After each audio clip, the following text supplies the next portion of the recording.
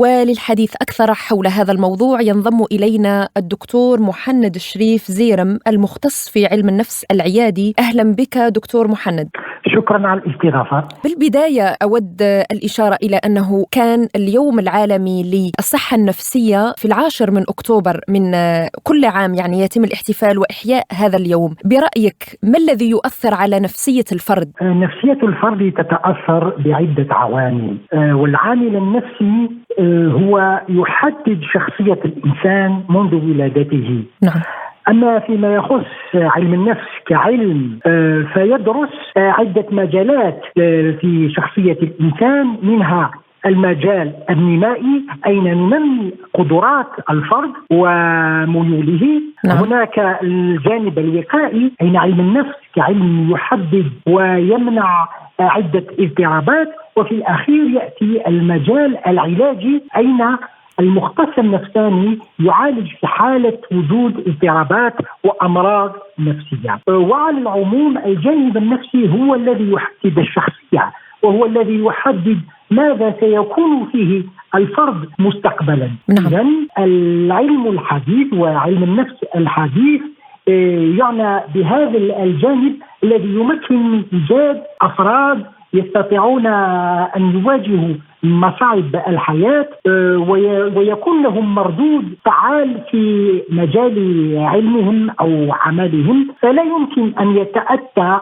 أي سواء نفسي بلا علم النفس. نعم، هنا يعني أشير إلى أنه الكثير من الناس لديهم اعتقاد خاطئ بما يخص علم النفس. يعني مجرد أنه مثلا شخص يقول أنا ذهبت إلى طبيب نفسي، ممكن هو ليريح نفسيته، ليجد من يفضفض له بين قوسين. الأشخاص يعتقدون أنه مريض ومضطرب. كيف ترى الذهاب إلى الطبيب النفسي في هذه المجتمعات؟ يعني لا سيما أنه نحن نركز كثيرا على فكرة أنه الإنسان مريض نفسي. أي شخص يجدونه يعاني من حالة مثلا قلق أو اضطراب أو فزع أو خوف، على حسب يعني الوضع الذي يكون فيه يشخصونه، المجتمع الذي يشخصه على أنه مريض نفسي وليس الطبيب في حد ذاته. نعم، خصوصا في المجتمعات العالم الثالث ومجتمعات العربية وفي شمال أفريقيا أين يوجد الأمازيغ والعرب. نعم. هناك نوع من التخلف في هذا الجانب،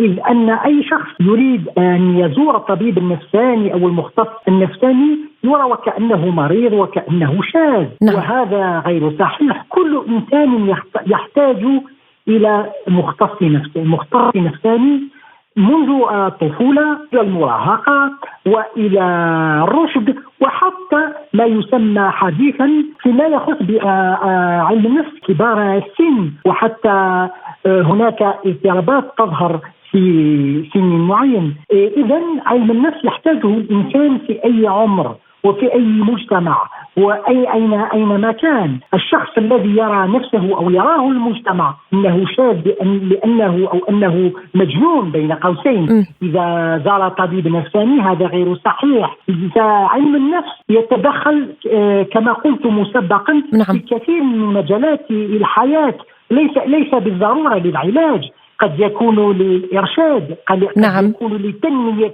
لتنمية القدرات. بالنسبة كذلك أنا يعني كغيري من الناس الذين يرون أنه في وقتنا الحالي كل من هب ودب يفتي في مجال الصحة النفسية والعلاج النفسي والعلاج بالطاقة وإلى غير ذلك. الكثير من الأطباء يلجؤون إلى يعني وصف أدوية، وهناك مخاوف كثيرة من الأفراد أنفسهم أنهم يتعاطون هذه الأدوية بعدين بيصير إدمان عليها. يعني بالنسبة ليك أنت كمختص في مجال يعني في علم يعني النفس العيادي، ما هي يعني توجيهاتك ونصائحك للشخص الذي يأتيك بهدف معالجة نفسه من مشكلة نفسية، سواء اضطرابات نفسية أو اكتئاب أو غيرها يعني من الأمور النفسية؟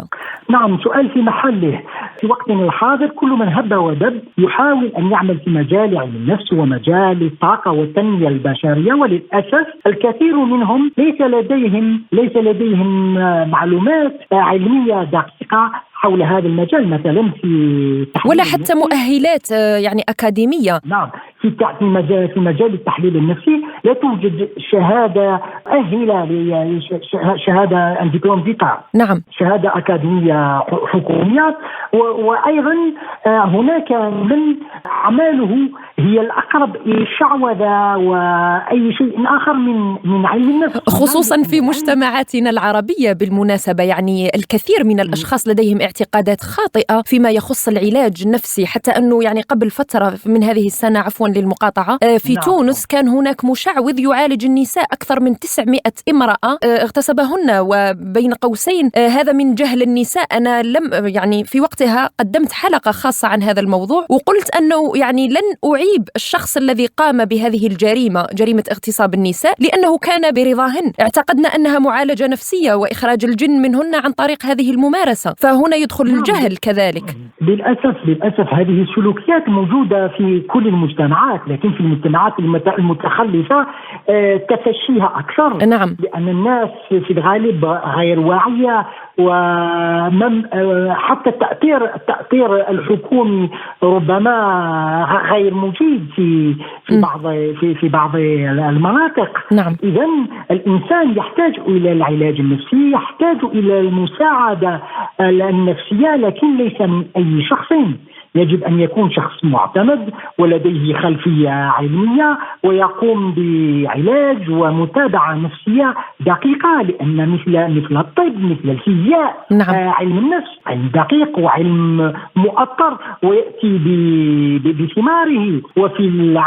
حاليا في عالمنا المعاصر، مثلا في النازا في الولايات المتحدة الأمريكية، نعم. عندما يتم اختيار رواد الفضاء لا يختار فقط لأن لديهم شهادات دكتوراه في الفيزياء أو لديهم مهارات، بل لأن شخصيتهم تسمح لهم بأداء ذلك العمل. نعم. في مجال الإشهار لا يمكن لنا أن نقدم أي إشهار بدون أن يطلع عليه المحلل النفساني أو طبيب نفساني ليرى مدى نجاعة ذلك الإشهار أو الإعلان. إذن علم النفس الحديث يدخل في كل المجالات، لأن علم النفس الحديث يعني بالإنسان أينما كان. نعم، أريد أن أستفيد من خبرتك في هذا المجال. كيف ترى يعني شخص أتاك للعلاج، كيف تشخص حالته؟ على أي أساس تعتمد في تشخيص حالة الشخص؟ هناك الكثير من الاضطرابات النفسية والأمراض النفسية، يعني مثلا مرض انفصام الشخصية، مرض الاكتئاب، الخوف المفرط من شيء معين اللي هي الفوبيا من أشياء معينة. كيف تشخص حالة المريض؟ أنا كمختص نفساني لدي عدة تقنيات للتشخيص. نعم. أولا لدينا المقابلة العيادية. المقابلة العيادية هي سؤال وجواب، لكن مقابلة مبنية على أساس علمي دقيق. أين نطرح أسئلة وجيهة والمفحوص يجيب لنا عن تلك الأسئلة. إذن المقابلة العيادية تسمح لنا أوليا من أن تكون لنا نظرة عن الشخص الذي نفحصه. نعم. ثم بعد المقابلة العيادية هناك روائز واختبارات، مثلا اختبارات الشخصية مثل روشا، التياتي، تيماتيك ابيرشيبشن تيست. وهناك روائز كثيرة واختبارات تسمح لنا بمعرفة شخصية الإنسان، لكن عموما ذلك قد يتطلب وقت، لأننا أمام النفس البشرية. الإنسان الحديث صار يفهم الكثير عن المجرات وعن النجوم وعن الشمس، لكن لا يفهم الكثير عن الإنسان. نعم. لأن الإنسان وشخصيته من أعقد ما خلقه الله سبحانه وتعالى. فعلا. هنا أيضا ما هي نصيحتك أو النصيحة التي توجهها للأشخاص سواء العاديين الطبيعيين، لأنه الإنسان كما قلت يعيش المتغيرات، يعني اليوم هو يضحك، المساء يبكي، اليوم هو في حالة رضا تام عن واقعه وعن حالته الاجتماعية والنفسية، وغدا هو بغير حال. متغيرات كثيرة يعني تؤثر على الشخص، والبيئة كذلك، والعادات والمجتمع تؤثر بالضرورة على الإنسان. كيف يمكن برأيك للصحة النفسية أن تتحكم في الصحة العقلية للفرد وبالتالي على صحته الجسدية؟ أنا شخصيا شخصيا أعتقد أنه حان الأوان ليكون لعلم النفس مكانه الذي يليق به في كل المجتمعات وفي كل المجالات. كما سلفت الذكر، الإنسان يحتاج إلى علم النفس في الطفولة والمراهقة وفي سن الرشد وبعد ذلك، لكن يجب أن يكون هذا التأثير النفسي علمي دقيق ومنتشر في كل المجالات. حتى الرجل والمرأة قبل الزواج نعم. يجب أن يستشيروا مختص نفساني ليروا مدى ميولهم وكيف يمكن لهم أن يذهبوا بعيدا في علاقتهم الزوجية. عندما يلد الطفل هو تغيير في سلوكيات الحياة. نعم. نحتاج إلى مختص نفساني. عندما يلد لدينا طفل، إذا نحتاج إلى مختص نفساني لننمي قدراته، لنعده للحياة. الحياة ليست بسهلة كما تفضلتم، نبكي ونضحك، هناك عدة تناقضات في الحياة. نعم فعلا. وكيف أنا شخصيا أرى أن الإنسان لا يمكن أن ينجح إلا إذا كانت له فلسفة عميقة عن الحياة. وهذه الفلسفة لا تتأتى إلا بالتربية، ومن التربية علم النفس، أي أن الإنسان يستطيع أن يدرك نفسه، من هي قدراته، ما معنى العالم الخارجي، ما معنى الفرح، ما معنى القرح، ما معنى كل ما يتأتى في الحياة.